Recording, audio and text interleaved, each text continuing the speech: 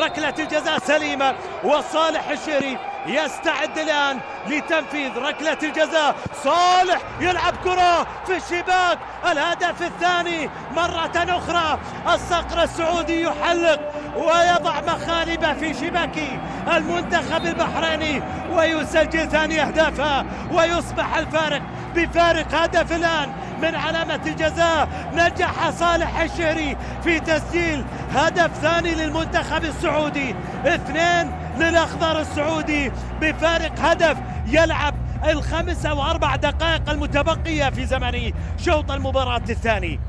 إذن تبديل الشيخ جاء بديلا بالنسبة للمنتخب البحريني في هذه الأثناء اللي صالح الشهري نجح من تسجيل ثاني أهداف المنتخب السعودي معها. صالح ينجح في تسجيل ركلة الجزاء، أصبحت النتيجة 3-2، هدف يفصلنا عن